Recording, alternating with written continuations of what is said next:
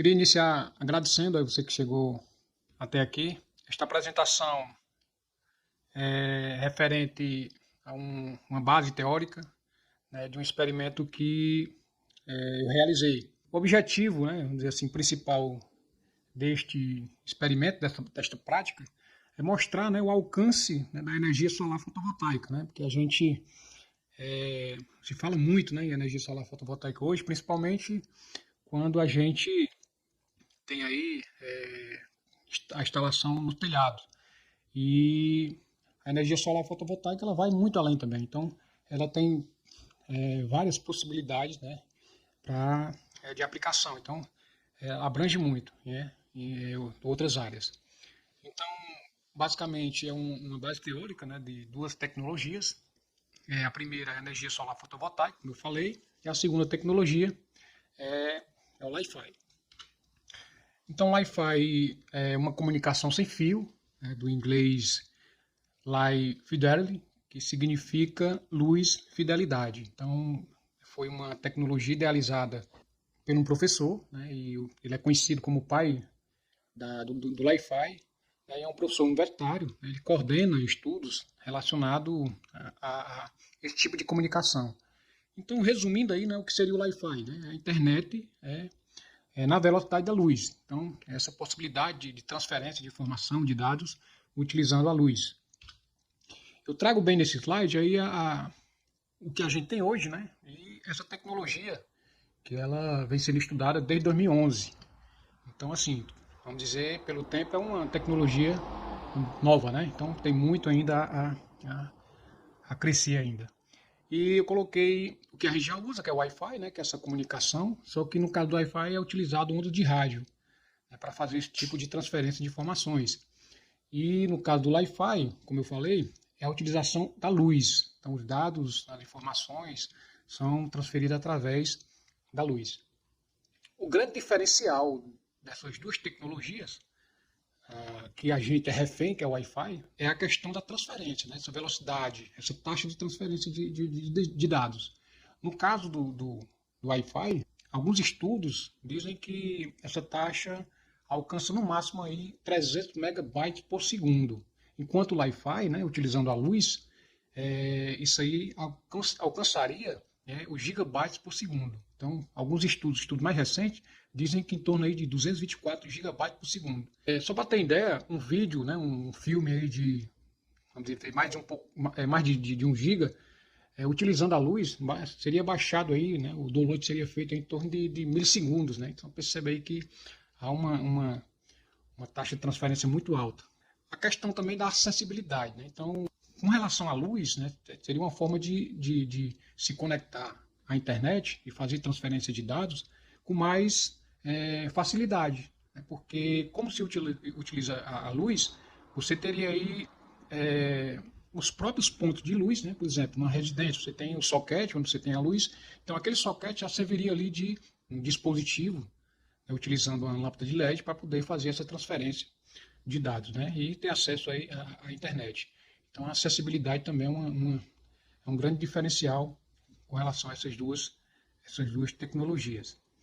E a questão da economia e da sustentabilidade. A gente sabe que, né, a construção de uma estação, né, vamos dizer, uma estação de rádio, por exemplo, uma torre de celular, requer ali um investimento alto, né, e alguns estudos dizem que a eficiência de uma estação, de uma torre, é apenas 5%.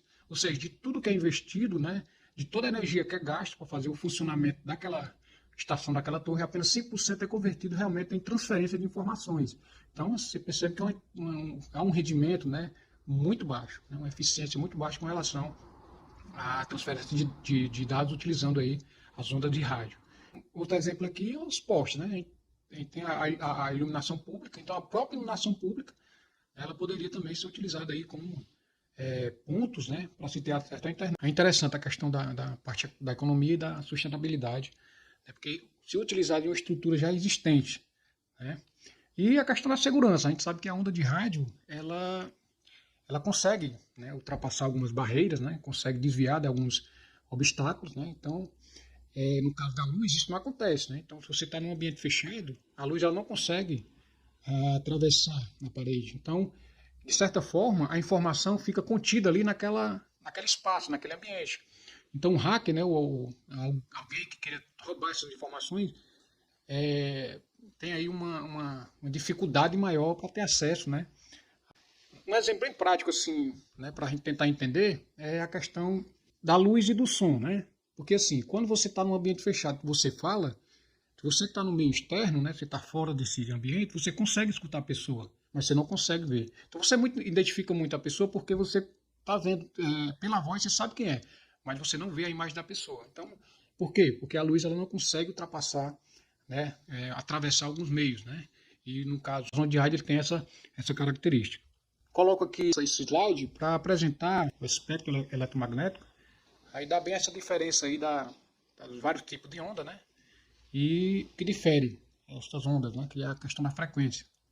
Então, a frequência está relacionada aí com o poder energético, né? Quanto maior a frequência, maior a energia, né, que carrega aí essa luz, né? Então, a gente tem a faixa aí das ondas de rádio, né? Então, você tem dentro dessa faixa aí essa forma de se comunicar, né? Então, a gente tem as aplicações aí, a TV, né? O próprio Wi-Fi, né? Como eu já comentei, certo? E tem o infravermelho, né? Um exemplo bem prático, né? O controle remoto, né? Então, o controle remoto é uma forma de utilizar a luz para, né, fazer um tipo de comunicação do usuário, né, com a TV, no caso. E tem aí o espectro visível, né, que é essa faixa aí que a gente, né, o ser humano consegue perceber, né, então fica nessa faixa. O que eu quero tirar daqui, né, que se pegando aqui as ondas de rádio, a faixa aqui das ondas de rádio, com a faixa do visível, tem aí uma taxa de 10 mil vezes mais da luz visível em comparação às ondas de rádio. Então, esse slide aqui, eu trouxe aí, né, como eu falei, o infravermelho, né, como eu citei anteriormente, é uma forma aí de aplicar, né, a luz do infravermelho, né, que é essa comunicação do usuário com a TV, porém, essa comunicação ela é baixa. No máximo é o ligar, desligar a TV. Então, você percebe que você tem uma comunicação de forma serial, certo? Aumentar o volume, baixar o volume, então há uma limitação. Quando se tem a luz visível, essa taxa de transferência ela aumenta muito mais, então é muitas vezes maior. Então você consegue não só ter uma comunicação de forma serial, mas você tem aí comunicação de forma paralela, então você consegue carregar muito mais informações. Então, basicamente é isso. Então aqui é um exemplo de como seria, né, essa aplicação, né, o uso dessa tecnologia, o Wi-Fi. Então, os próprios pontos de luz serviriam aí de pontos de conexão para a internet e transferência de informações, de dados. Então, tanto no ambiente interno como no ambiente externo, né? Teria também essa possibilidade. Do lado direito aqui é um escritório, por exemplo. Então, você tem os pontos de luz do teto, né, que servem para iluminação. Então, além da iluminação, serviriam também de pontos de comunicação, né, de transferência de informações. Então, você tem os dispositivos todos se conectando aí e utilizando aí os pontos de luz para fazer esta troca de informações, né, transferência de dados. No caso da energia solar fotovoltaica, o que acontece é o efeito fotovoltaico, onde se tem a luz incidindo sobre uma substância que consegue gerar eletricidade. E basicamente o que acontece é uma junção, né, utilizando o silício mais duas substâncias, dois materiais. Através dessa junção, né, que é chamada de dopagem, você consegue aí ter uma camada N, uma negativa, e uma camada P positiva, e essas duas camadas, junto com o silício, consegue ter aí uma diferença potencial. Quando a luz incide, né, nessa superfície, o fóton de energia, né, carregado pela luz, transfere essa energia para o elétron, absorvendo essa energia, consegue entrar em movimento. Então, através dessa junção, se consegue aí ter um fluxo desses elétrons e, consequentemente, gerar a eletricidade. Né? Então, eu quero deixar bem claro aqui a diferença entre o efeito fotoelétrico e o efeito fotovoltaico. São fenômenos bem parecidos, porém o seu efeito final são diferentes. Então, o efeito fotoelétrico é quando a luz incide sobre uma substância, né? O fóton que carrega energia transfere essa energia para o elétron, só que o elétron ele é deslocado, mas o elétron ele é perdido, né? Então ele é arrancado do material. No caso do efeito fotovoltaico, a luz, né, incide sobre o elétron, como eu falei, incide sobre o elétron, energiza esse elétron.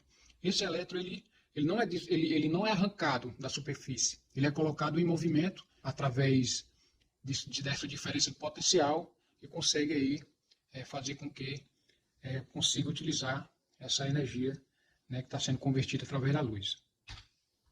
Então, o experimento basicamente tem 3 formas de energia envolvidas: a energia sonora, a energia elétrica e a energia luminosa. Então, pessoal, peço a vocês que compartilhem o vídeo, que deixem um like, se inscrevam no canal, incentiva e motiva a gente aí do canal da Oficina da Energia a produzir materiais interessantes como este que a gente apresentou. Um abraço e tudo de bom. Valeu!